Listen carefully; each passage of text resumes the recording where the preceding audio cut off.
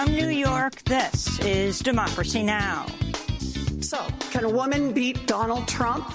Look at the men on this stage. Collectively, they have lost 10 elections. The only people on this stage who have won every single election that they've been in are the women, Amy and me. In the final debate before the Iowa caucus, Senators Elizabeth Warren and Bernie Sanders openly spar for the first time during the race, but both agreed on many policy issues, including the withdrawal of U.S. combat troops from the Middle East. What we have to face as a nation is that the two great foreign policy disasters of our lifetimes were the war in Vietnam and the war in Iraq. Both of those wars were based on lies. And right now, what I fear very much is we have a president who is lying again and could drag us into a war that is even worse than the war in Iraq. We'll air highlights of the debate and host a roundtable discussion. All that and more coming up.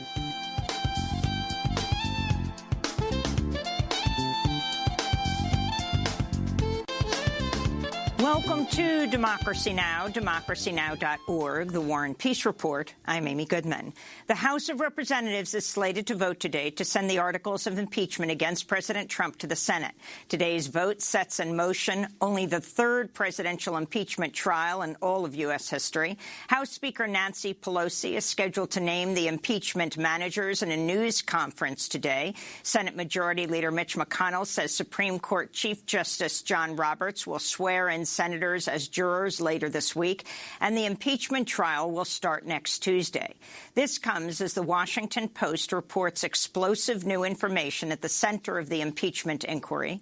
New materials released by House Democrats show text messages between former Giuliani associate, now indicted Lev Parnas, and Robert Hyde, a Republican congressional candidate from Connecticut, in which the two have threatening exchanges about Marie Yovanovitch, the former U.S. ambassador to Ukraine. In the text messages, Parnas and Hyde discuss how Yovanovitch was under surveillance. In one message, Hyde wrote, quote, "They're willing to help if you would like a price. Guess you can do anything in the Ukraine with money, what I was told," unquote. Yovanovitch later received a call from the State Department and was told to leave Ukraine immediately. Her lawyer is now calling for an investigation. In another message, Hyde described being in contact with a security team near the embassy, apparently monitoring her physical movements. He wrote, quote, "Her phone is off, computer is off. They will let me know when she's on the move," unquote. Yovanovitch has repeatedly said she felt threatened by Trump, who called her bad news in his now infamous July 25th call with Ukrainian President Zelensky. During the call, Trump also said of Yovanovitch, she's going to go through some things. Iranian leaders say they will seek to file a criminal case against the United States at the International Criminal Court over the U.S. assassination of Iranian General Qasem Soleimani. This is Iranian judiciary spokesperson Gholam Hossein Ismaili.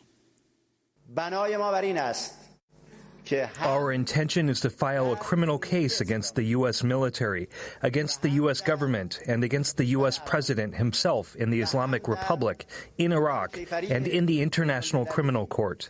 This comes as, in the United States, a revised version of a war powers resolution aimed at limiting President Trump's ability to take further military action against Iran without congressional approval appears to have garnered enough votes to pass the Senate, after two more Republican senators, Susan Collins of Maine and Todd Young of Indiana, came out supporting a resolution.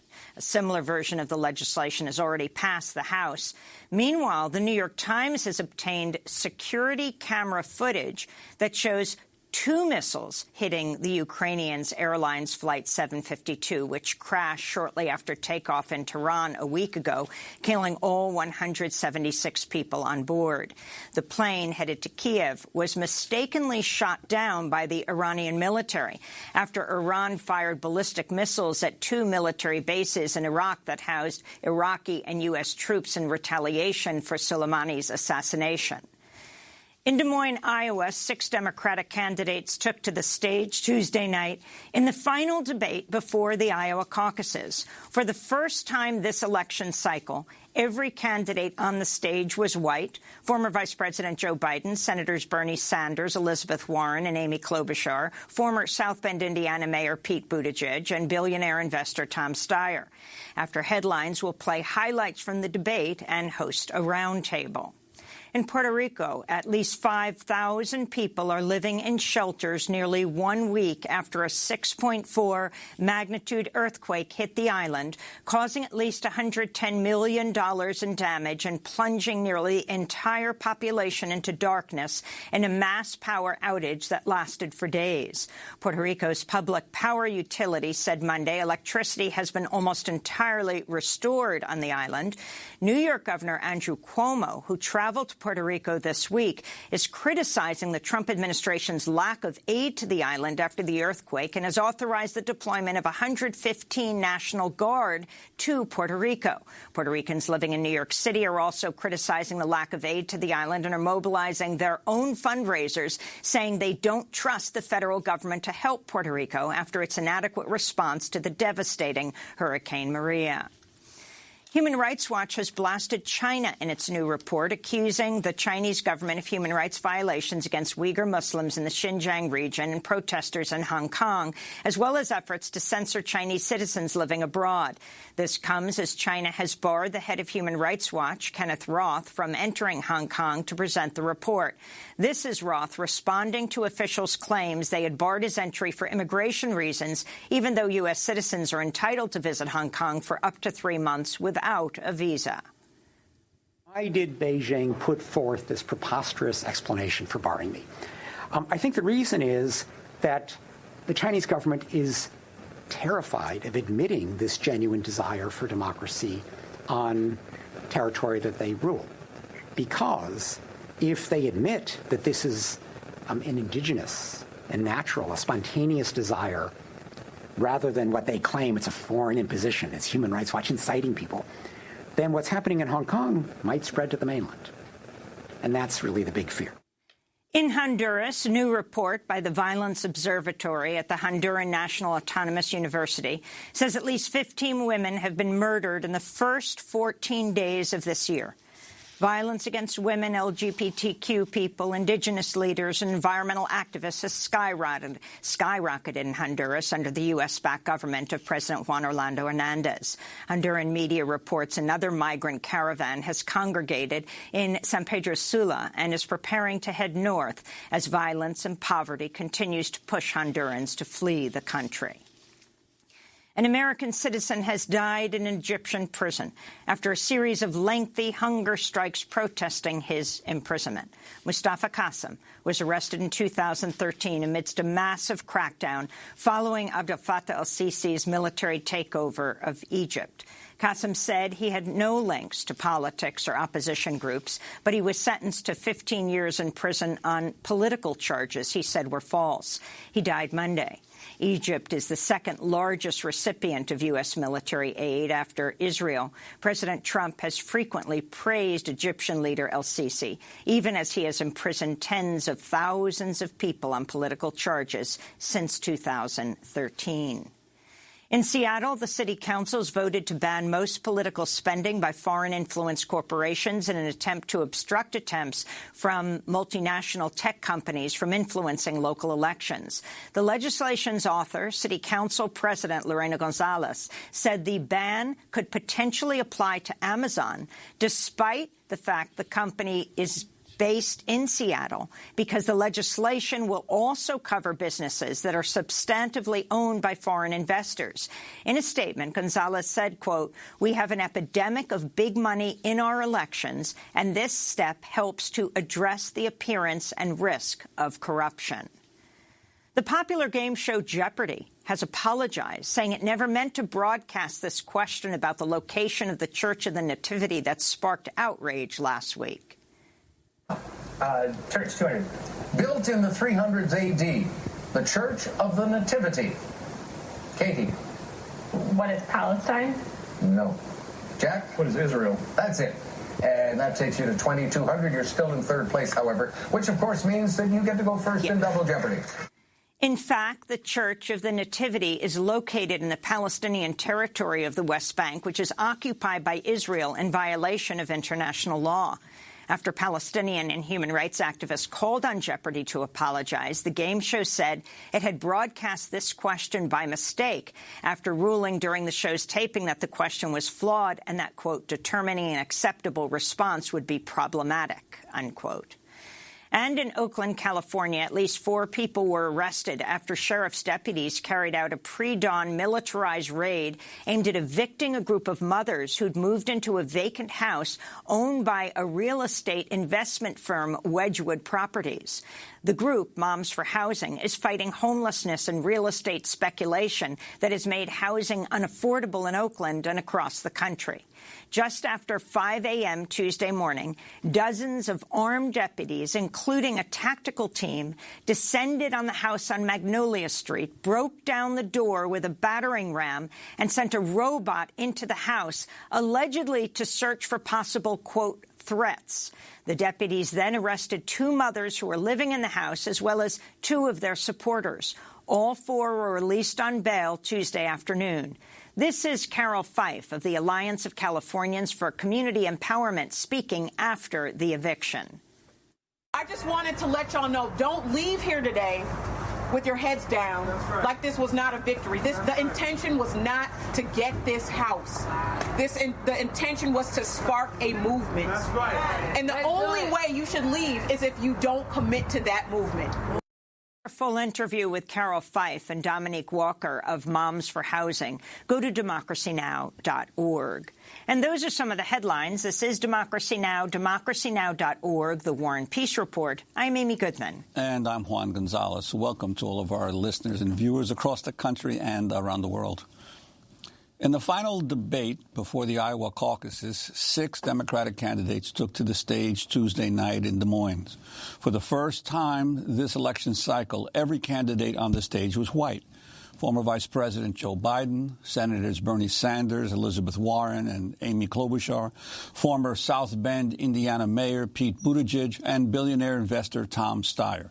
On Monday, New Jersey's Senator Cory Booker announced he's dropping out of the presidential race, leaving only one black candidate, former Massachusetts Governor Deval Patrick. But Deval Patrick did not make the cut for this latest debate. Tuesday's debate marked the first time Senators Sanders and Warren openly sparred. At the end of the night, Warren refused to shake the hand of her longtime friend and colleague Sanders. The debate took place as the Senate prepares for the historic impeachment trial of President Trump. Sanders, Warren, and Klobuchar are all expected to leave the campaign trail to serve as jurors in the Senate trial. On Tuesday, Senator Klobuchar called on the Senate Republican leadership to allow for witnesses at the impeachment trial. We've asked for only 4 people as witnesses. And if our Republican colleagues won't allow those witnesses, they may as well give the president a crown and a scepter. They may as well make him king. And last time I checked, our country was founded on this idea that we didn't want to be ruled by a king. In addition to impeachment, much of the debate focused on foreign policy. Senator Sanders warned President Trump about going to war with Iran. What we have to face as a nation is that the 2 great foreign policy disasters of our lifetimes were the war in Vietnam and the war in Iraq. Both of those wars were based on lies. And right now, what I fear very much is we have a president who is lying again and could drag us into a war that is even worse than the war in Iraq. You can sit first and then turn. You have left. During the debate, Senator Elizabeth Warren called for the U.S. war in Afghanistan to end. On Senate Armed Services Committee, we have one general after another in Afghanistan who comes in and says, you know, we've just turned the corner and now it's all going to be different. And then what happens? It's all the same for another year. Someone new comes in and we've just turned the corner. We've turned the corner so many times we're going in circles in these regions. This has got to stop. But some of the other Democratic candidates disagreed with calls by Senators Warren and Sanders to bring U.S. troops home. This is debate moderator Wolf Blitzer. Just to be clear, Vice President Biden, would you leave troops in the Middle East or would you pull them out? I would leave troops in the Middle East in terms of patrolling the Gulf, where we are now, small numbers of troops. And I think it's a mistake to pull out the small number of troops that are there now to deal with ISIS. Senator Klobuchar, what's your response? I would leave some troops there, but not in the level that Donald Trump is taking us right now. Right. Afghanistan, I have long wanted to bring our troops home. I would do that. Some would remain for counterterrorism and training. In Syria, I would not have removed the 150 troops from the border with Turkey. I think that was a mistake. I think it made our allies and many others much more vulnerable to ISIS.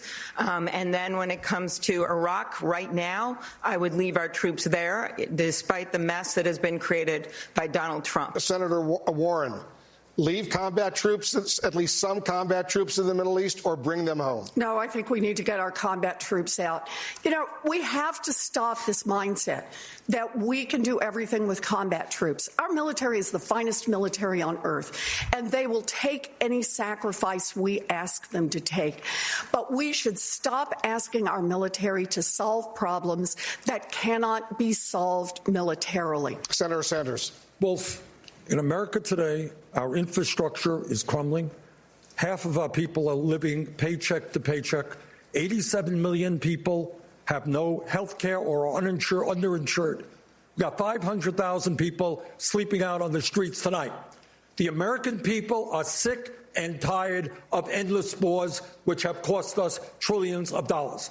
Our job is to rebuild the United Nations, rebuild the State Department, make sure that we have the capability of bringing the world together to resolve international conflict diplomatically and stop the endless wars that we have experienced. We turn now to Phyllis Bennis, fellow at the Institute for Policy Studies, written a number of books, including Understanding the U.S.-Iran Crisis. Phyllis, your overall response is basically they opened up on the issue of foreign policy last night in the final debate before the Iowa caucus. Thanks, Amy. You know, I think one of the things that was important to see last night was that all of the Democratic candidates, including the right wing of the group, as well as the progressives, as well as Bernie Sanders and Elizabeth Warren, were vying with each other essentially to see who could be more critical of the Iraq war. They all have said that at various points, but last night it was very overt that this was a critical point of unity for these candidates. Now, whether that says much about the prospects for the Democratic Party is not so clear, but I thought that was an important advance, that there's a recognition of where the entire base of half this country is, which is strongly against wars.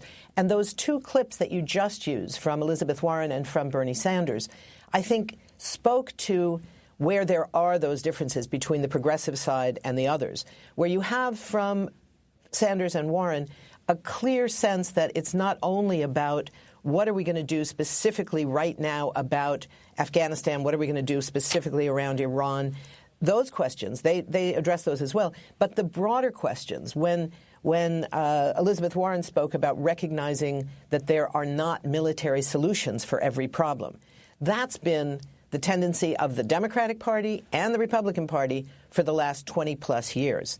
When Bernie Sanders said that the focus is on the cost of these wars and it's not the right use of our money, that was important. Now, of course, in both cases, they could have gone further. They could have made a specific reference to using half the military budget, for example, $350 billion, which is half the military budget, using that to pay for a Green New Deal, Medicare for all, free college education, all of the various social programs that there was debate about where's the money going to come from. All of them in the past, it's interesting, you know, one of the things that was not pushed by the moderators is the fact that back in June, all of the Democratic candidates who were asked the question in a forum that was sponsored by the Poor People's Campaign were asked, would you cut the military budget specifically? Every one of them said yes. And yet none of the journalists are pushing them to say, okay, we've established you will cut the military budget. let's talk specifics. How much would you cut? Would you use the decision about which programs to cut as something you would tell us now? Where would the money go? Nobody's pushing them to remind them that that was a commitment that they made. So there are some problems, but I think that it was important that we saw these very clear and strong positions. Now, on the specifics, I think there were some serious limitations in two ways. On the one hand, on the specific question of withdrawing troops, everybody basically said, I would leave troops. Elizabeth Warren said, I would withdraw all the combat troops. We have to recognize combat troops are not the ones who have been killing people probably since about 2011. The killing of civilians in particular is being carried out by special forces, by bombing, by drones. We heard the same thing from various other candidates, all of whom said they would leave some behind. And the question is, when we start saying we're going to pull out the combat troops, in a sense, that's the easier part. It's the larger numbers in most cases, but it's not the troops that are actually carrying out the very violent activities that are continuing to kill children and women and old people in and around Afghanistan, Iran, Iraq, not in Iran yet, in Iraq, in Syria, in Somalia, in other countries with these bombings and other special forces activities, with the assassination. That was carried out by special forces with drones, not by combat troops. So withdrawing combat troops is an important step. It's not really enough. The other point that I think was where we saw just one other point. We saw a limitation in terms of the issue of American exceptionalism. Across the board, and particularly, of course, from the more centrist candidates, but really across the board, there was a focus on what's going to happen to Americans, American jobs, American soldiers.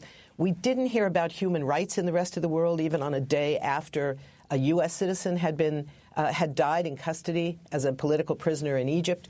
We didn't hear about the rights of people in these countries. And that, I think, is something that we in the social movements need to be pressing all the candidates much more firmly.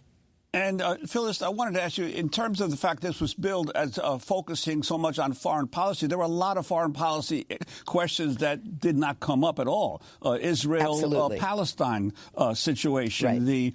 The attempt by the Trump administration at regime change in Venezuela, the relations with Saudi Arabia, or even the Trump administration policy toward Ukraine and Russia. Right. There were huge lapses. I think it was inevitable and perhaps even appropriate that the main focus was on the question of wars, the global war on terror, although that term wasn't used, because that's been the urgency of recent days and recent weeks. That's where U.S. troops are deployed and are responsible for the deaths of people around the world.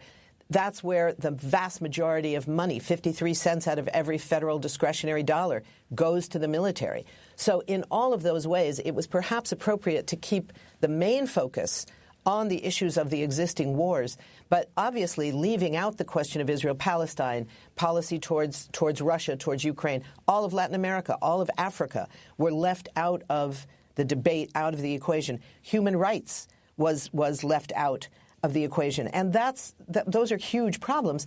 And there's the assumption that somehow it's okay for people to be running for president as centrists or as progressives and not necessarily have to talk about that every time they talk about what it means to be the president. They talked some about what it means to be the commander-in-chief. They didn't talk enough about what it means to be the diplomat-in-chief. There were references, Bernie Sanders referenced, Elizabeth Warren referenced the need for more diplomacy. Others did as well. Nobody talked about the fact that Trump has left the State Department completely diminished, that massive numbers of people have left the State Department, the professionals, not the political appointees, have left the State Department. So at any point when somebody says, oh, finally, we need to get back to diplomacy, will there be any competent diplomats ready and able to carry that out? So there were huge questions that were not addressed. But I think this was a turning point moment in the campaign in the sense of the understanding from all the candidates that they had to take seriously the question of their position not only on the past wars, which was important, watching Biden immediately say, I was wrong, although he went on to say that he would do essentially some of the same things. But recognizing that it was also important to have positions not as specific as they should have been, not clarifying that, for example, sanctions are an act of war and not an alternative to war. Nobody called them on that. Nobody called them out on the lack of focus on international law and the role of the United Nations. Although Bernie Sanders spoke about rebuilding the United Nations, I'm not even sure that he meant to say the UN rather than the U.S. But he did say the UN, one of our jobs is to rebuild the UN. That was important. But all of these things are missing. But it seems to me it was a way in because all of the candidates referenced in different ways and with different integrity, let's say, but many referenced the question of the role of movements being important. And I think that's something that we, outside of the political arena, have to take very seriously. These folks are not going to move further than we push them to move. At the end of the day, it comes back to the movements outside, not just what the candidates say on the debate stage. Very few talked about the fact that right now the Senate has in front of it a new War Powers Act that would focus on Iran. Pete Buttigieg said we need a new War Powers Act. That's wrong, but we're going to need a movement to say we need to have the end of the existing authorizations for the use of military force, not new ones, get rid of the old ones, and stop authorizing illegal wars. We're going to break and then come back to our discussion. Speaking of movements, right outside at Drake University in Des Moines, Liz Theoharis and Reverend Barber were leading a Poor People's March once again. They were demanding that the media televise a national discussion on the part of the candidates on poverty. This is Democracy Now! Phyllis Bennis is with the Institute for Policy Studies. We'll be back in a minute with our roundtable.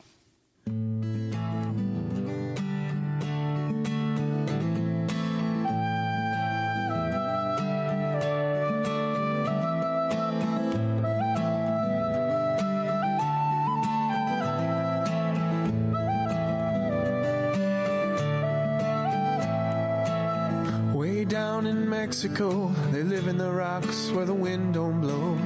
Way up in the Sierra Madres, discovered by Jesuit padres.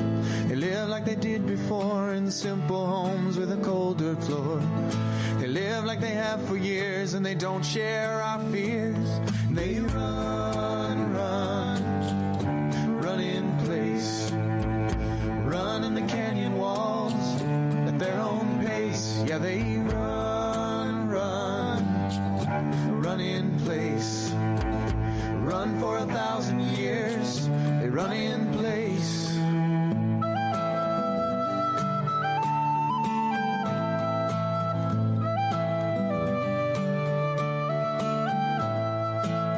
So we try to teach them. Run in Place by the Natas. This is Democracy Now!, democracynow.org, The War and Peace Report. I'm Amy Goodman with Juan Gonzalez as we bring you a roundtable on the last Democratic primary debate before the first caucus, Iowa, in less than 3 weeks. Larry Hamm is with us, chair of the New Jersey for Bernie 2020 Committee. He's chairman of the People's Organization for Progress and has just recently announced he's running against Senator Cory Booker for his New Jersey Senate seat. Welcome to Democracy Now!, Larry Hamm. Overall, the picture of last night's debate, there were fewer people and the complexion was much lighter. Well, yes, it's stating the obvious. There were no people of color there, but that doesn't mean there wasn't diversity. There was ideological diversity.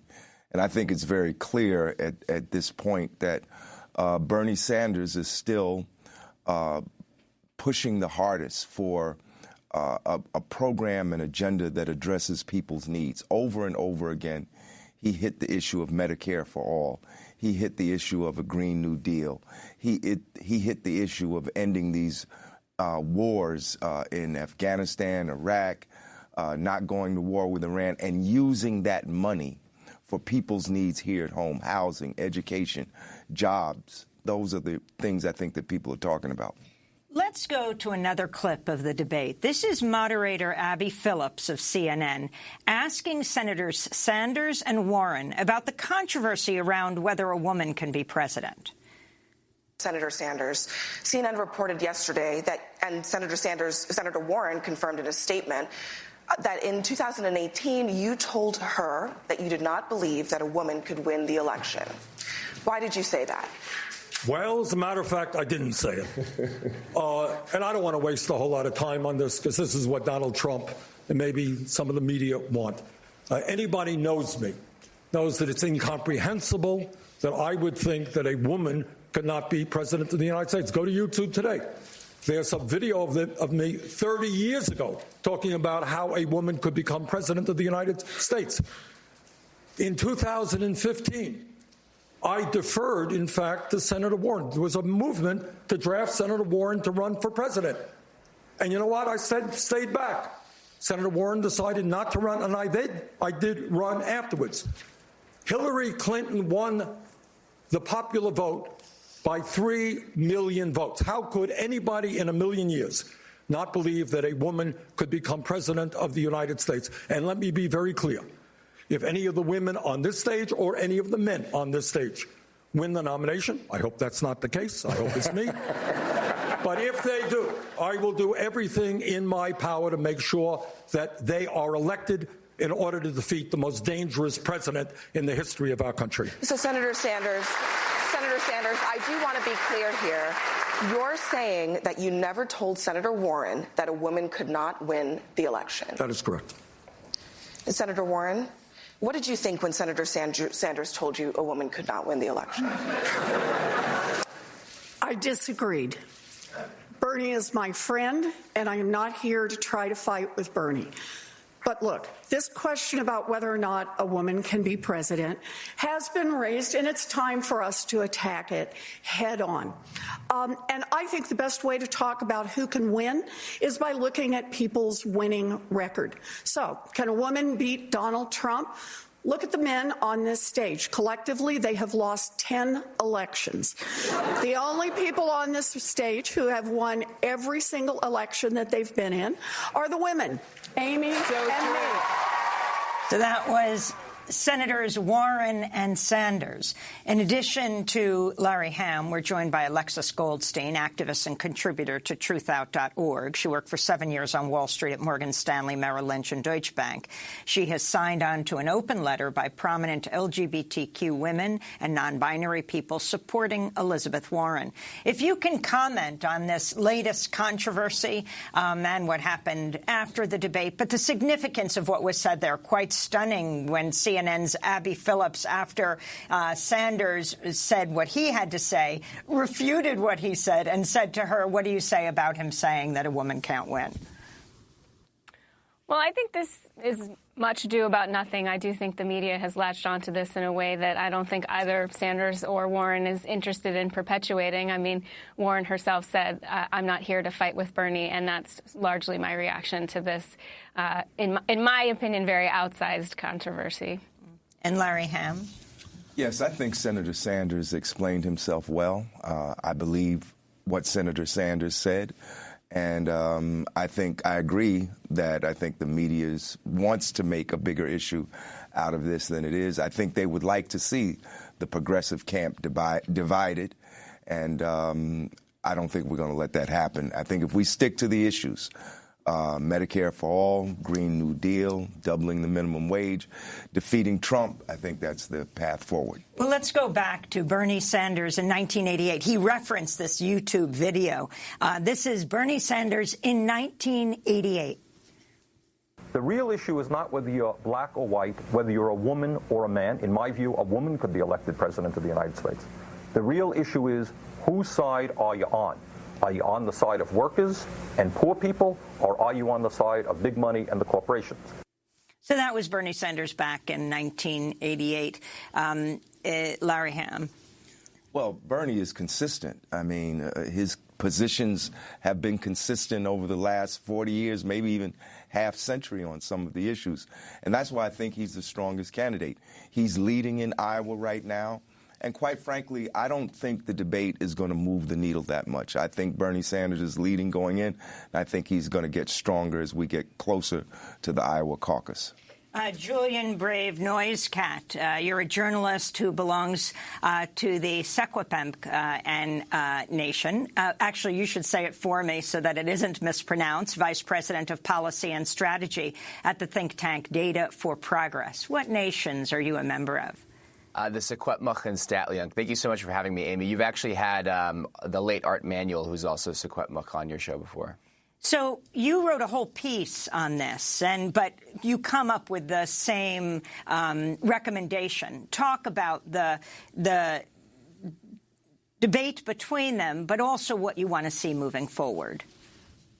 Look, I feel like we were watching the end of the Lord of the Rings trilogy, and, Frodo and Samwise are approaching Mount Doom, and instead of, finishing the darn mission, they're fighting each other. When, at the end of the day, we need to defeat Sauron. Sauron is right here in Washington, D.C., controlling the White House. So I would tend to agree that the infighting in the progressive movement is not helpful right now. It leaves out the bigger picture in the primary of we still have a weak frontrunner in Biden, yet when the progressives are taking swipes at each other and not at him, they're only sort of cementing his position at the front of the pack.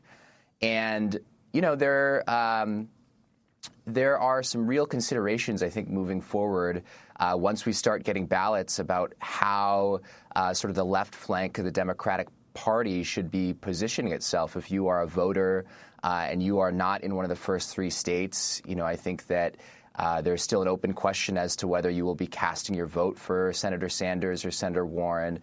And there's also talk on the fringes of a potential contested convention. We, of course, choose our Democratic nominee not actually literally through our votes, but through delegates.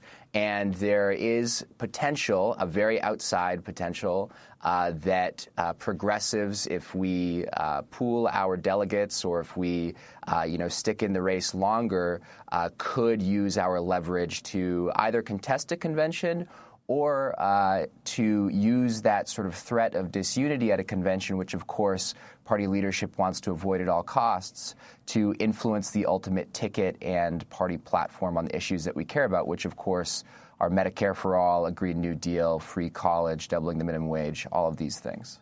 I wanted to ask Larry Hamm, in terms of the progressive vote, much has been made of the fact that Joe Biden still, according to all of the polls, has the far greater support in the African-American community than any of the other candidates. And even then, Kamala Harris and Cory Booker, when they were in the race, this whole issue of whether the, quote, the progressive community is going in a different direction from the mass of African-American voters. I'm wondering your take on that and how that you see that shifting in the coming months.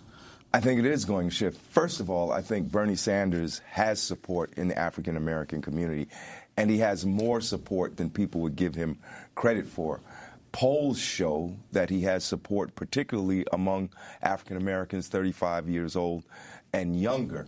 I think as we actually move into the primary season, as the field narrows, that more and more African Americans are going to see that Bernie Sanders is the candidate that best represents their interests.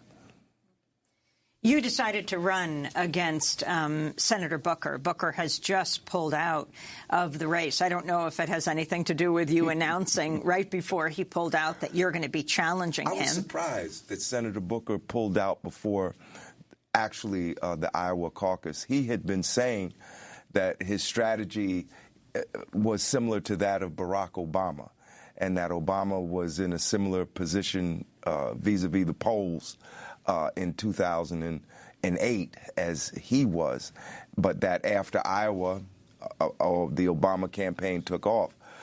So when Senator Booker announced the other day that he was pulling out, I was quite surprised. I thought he was going to go through to Iowa, but the fact is he withdrew because his campaign was not getting traction. He just could not break through 4%, 4%, and even some places lower than that.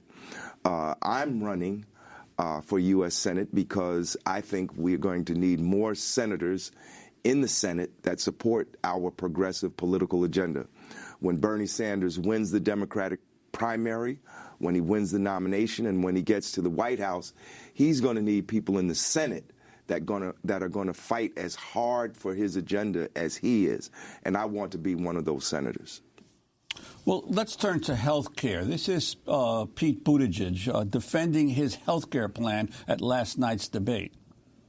When it comes to health care, you can do it in 2 moves.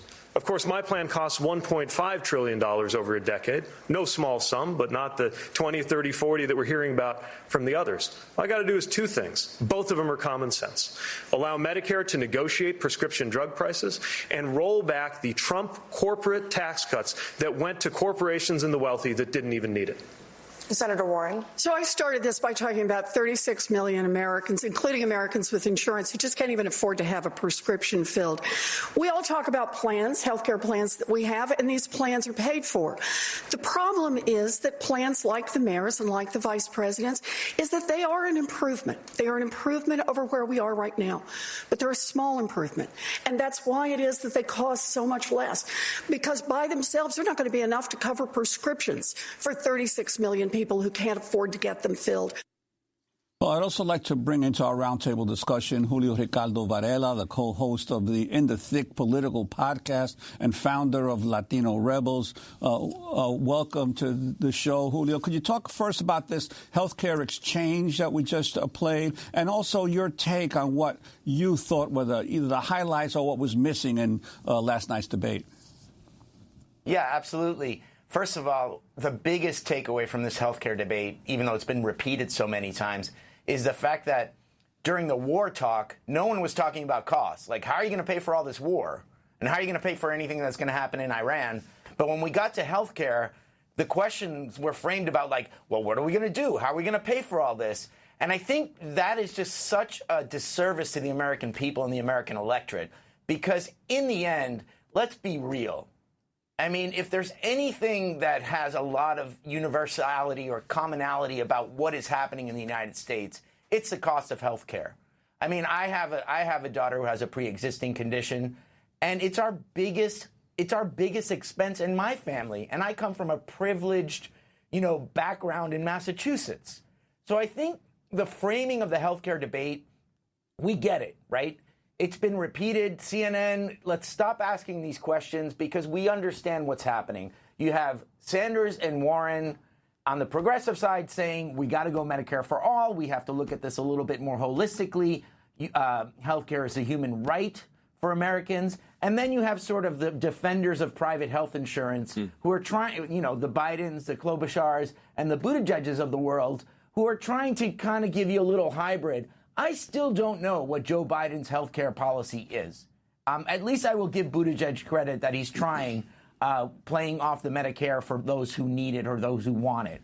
So I think that's a big problem. And, talking to people in the healthcare debate, we've already had this. This was like a repeat debate. And I just think CNN failed on this part, especially when it came to the contrast between the war talk that literally dominated the first half hour of the debate and the healthcare talk.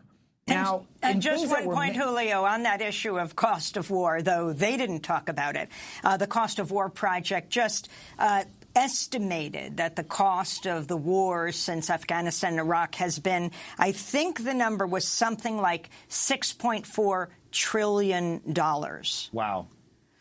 And I think that's the problem. I think this whole notion, I tweeted it out last night. It's like, no one's talking about paying for war.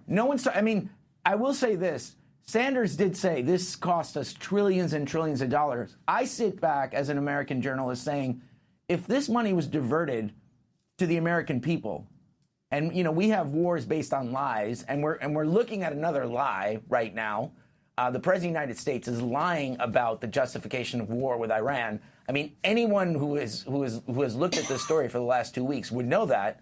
Can you just imagine what this American society would be if healthcare was a human right, if healthcare was something that we believed in and said this isn't matters? And it gets lost because it's become sort of this topic that you see progressives and moderates like fighting against each other when we all know, in fact, when any Democratic candidate fights against Donald Trump on this issue, the Democrats are going to win this issue. And if they're going to win this election, they should be saying that point every day about, Trump is going to attack Obamacare. Republicans are going after your health care.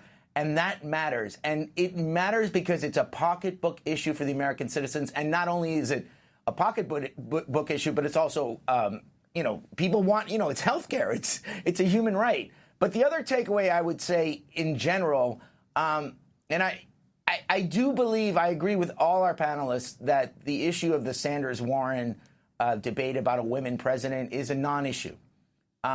I find it very convenient that CNN the day before reported this story, a private meeting that reportedly was just Bernie Sanders and Elizabeth Warren, and all of a sudden, this was the story on Monday, and guess what? What question did we hear on Tuesday, and what is everyone talking about in this debate now? I think both the candidates gave very good answers. I agree that, this seems to be like progressives going after each other, and let's be real. Elizabeth Warren and Bernie Sanders are still front runners in this race, and moderate Democrats still don't know what to do with it. Let me ask you about the backdrop of this debate coming as, speaking about costs, you have the latest news about the wall. The Trump administration planning to divert an additional $7.2 billion from the military budget for the construction of Trump's promised border wall, bringing the total amount allocated to wall construction to over $18 billion. Julio. I mean, we all said it. When Trump went down that escalator in 2016 and he said what he said, those anti-Mexican comments that really just struck at the Latinx community in this country, we all knew that this campaign was based on fear and on this, this misperception of the other invading this country. This whole wall talk, in the end, is just a diversion. It has created sort of a split in this country. It is based on lies and misinformation. And anyone who thinks that a wall is going to protect us, the statistics aren't there. This is not the way you approach it. But that is what the American people are led to believe. And I just find it to be insulting to what he has done over the last couple of years. And the only way you fight against this is that you challenge that propaganda, because that is what it's becoming. It's become propaganda, and political journalists need to do a better job in challenging what the president says. And I hope that this election cycle will begin to look into this, and we become journalists that say, you know what, this is what authoritarianism looks like. And that, I don't say those words lightly. I am a Latin American. I am a Puerto Rican. Let's not get into the issue that no one even mentioned the earthquakes that are happening in Puerto Rico, even as a mention during climate change yesterday. And we're talking about Democrats. So there has to be a better way. I think journalists have to look at this election in a much more critical light. And that doesn't make you less of an American. That makes you an American journalist. Julio Ricardo Varela, we're going to break and then come back to our discussion. Co-host of In the Thick, political podcast, founder of Latino Rebels. We'll be back in a moment. Ground control to Major Tom. Ground control to Major Tom. Take your protein pills and put your helmet on. 10. Ground control 9, to Major Tom. 8, 7, 6. Commencing countdown, engines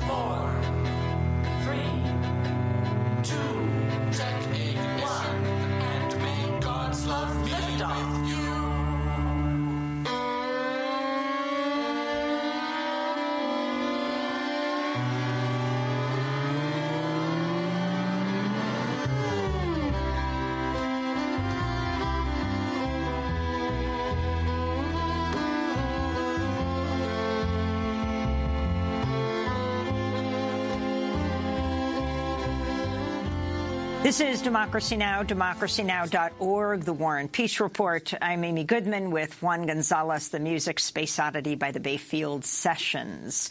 As we continue to bring you this roundtable discussion on the last Democratic primary debate before the Iowa caucus in less than 3 weeks. Juan? Well, let's go to moderator Brianna Fannenstiel of the Des Moines Register with a question on the U.S.-Mexico-Canada agreement. Senator Sanders, you have said that New Deal, the USMCA, quote, makes some modest improvements, yet you're going to vote against it. Aren't modest improvements better than no improvements for the farmers and manufacturers who have been devastated here in Iowa? The answer is we could do much better than a Trump-led trade deal. This deal, and I think the proponents of it acknowledge, will result in the continuation of the loss of hundreds of thousands of good-paying jobs as a result of outsourcing. The heart and soul of our disastrous trade agreements, and I'm the guy who voted against NAFTA and against permanent normal trade relations with China, is that we have forced American workers to compete against people in Mexico, in China, elsewhere, who earn starvation wages, $1 or $2 an hour. Second of all, every major environmental organization has said no to this new trade agreement, because it does not even have the phrase climate change in it. Senator Warren, you support the USMCA. Why is Senator Sanders wrong? I do. I wasn't here. I haven't been in Congress long enough to have voted against NAFTA, but I led the fight against the trade deal with Asia and the trade deal with Europe because I didn't think it was in the interests of the American people, the American workers, or environmental interests. But we have farmers here in Iowa who are hurting, and they are hurting because of Donald Trump's initiated trade wars. We have workers who are hurting because the agreements that have already been cut really don't have enforcement on workers' rights. This new trade deal is a modest improvement. Senator Sanders himself has said so. Julian Brave Noiscat, a journalist with Data for Progress, your take on this, which was one of the clear policy differences from last night's debate between Sanders and Warren.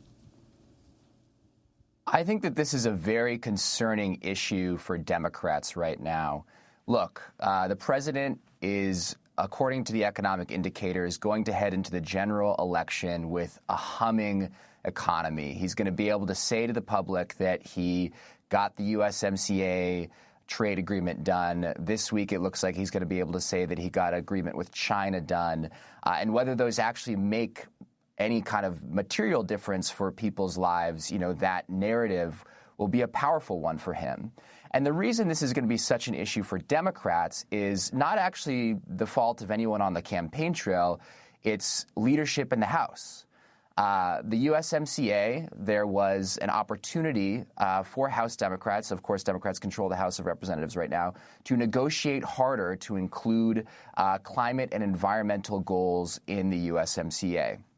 But instead of doing that, they allowed this trade agreement to move forward without any significant inclusion of climate targets, which set up this circumstance where you have farmers and workers on one side and environmentalists on the other. I mean, welcome to democratic politics. How often does this happen?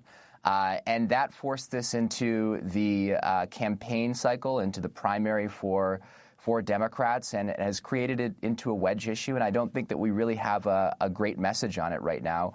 Obviously, we should be addressing climate change through things like trade agreements, but we should also, as a party, not be setting our leaders up for a tough race on the campaign trail, and that's what House Democrats have done with this issue. And that's why Bernie Sanders says, unlike the other candidates, he is not going to be signing off on or voting for the trade agreement. Let's turn to higher education. This is former South Bend Mayor Pete Buttigieg, who was asked why he opposes proposals for free public college. We got to be making sure that we target our tax dollars where they will make the biggest difference. And I don't think subsidizing the children of millionaires and billionaires to pay absolutely zero in tuition at public colleges is the best use of those scarce taxpayer dollars. So look, the way I think we need to do this is we need a wealth tax in America. We need to ask people with fortunes above $50 million to pay more. And that means that the lowliest millionaire that I would tax under this wealth tax would be paying about $19 million in the first year in taxes. If he wants to send his kid to public university, then I'm okay with that. Because what we really need to talk about is the bigger economic picture here. We need to be willing to put a wealth tax in place, to ask those giant corporations that are not paying to pay, because that's how we build an economy and, for those who want to talk about it, bring down the national debt. So that's Elizabeth Warren and Pete Buttigieg. Alexis Goldstein, activist and contributor to truthout.org, talk about this, and Warren yesterday laying out a plan for abolishing student debt. So I think this issue is actually one of the most important ones that the Democratic Party needs to decide on when it comes to what direction are they going to go in. We essentially have a disagreement between the progressive candidates and the moderate candidates about whether or not we want to pursue a universal benefit for higher education and make it a public good, much in the way that K through 12 education is treated as a public good. And I believe, and I think the data bears out, that when you make benefits universal, they are more resilient, they are more robust, they can withstand attacks that come from austerity, that even come from reactionaryism. We see this with Medicaid and we see this with Social Security, which are incredibly popular across the political spectrum and have withstood many attacks by past administrations to reform them, to privatize them, to reduce them. And so I think people also need to remember that there used to be free public college in the United States in California prior to the election of Governor Ronald Reagan. And then he essentially made that a signature issue in his campaign and really began the end to free public college in California, which has sort of been reduced ever since. And there also used to be free public college in the state of New York in the CUNY system. And so this isn't a new concept for us in the United States, but it's treated as if it's something strange and something we should be skeptical of. You know, the mayor of South Bend has always used this as an attempt to wedge people and say, oh, well, we don't want to give this benefit to millionaires and billionaires. Millionaires and billionaires, first of all, send their children to public colleges at a much lower rate than the rest of the population. You know, as someone who is, you know, I'm queer, and I know that there are a lot of people who sometimes are disowned by their families. And I'm a little disappointed, frankly, to see, you know, the first, you know, openly gay, major, you know, Democratic primary candidate sort of ignore that simple fact that sometimes, you know, LGBTQ folks are disowned from their families. And so if you have a millionaire or billionaire who disowns their LGBTQ child, you know, they won't be able to access public college. But I think the most important point here is that we need to build programs that can resist any attacks on them wherever they come from. One of the things that we saw, you know, we've seen historically, there was a 2018 study that sociologists put out that said that if white Americans see that a benefits program is going to benefit black Americans, they are less likely to approve of it and to be in favor of it.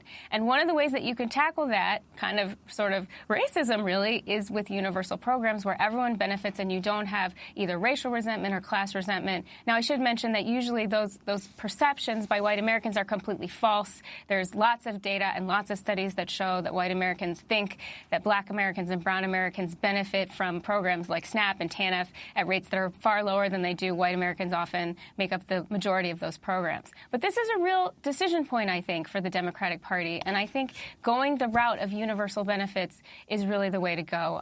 Amy, you also mentioned Warren's plan yesterday. 10 seconds. Oh, about the student debt cancellation plan. That's something that would benefit the entire economy for all. If we cancel student debt, that's going to benefit everyone, and that's a real strong reason, in my opinion, to do it. There's a study that says $108 billion a year over 10 years boost to the economy if we cancel student debt on a wide scale. We're going to have to leave it there. We want to thank you, Alexis Goldstein, who writes for Truth Out.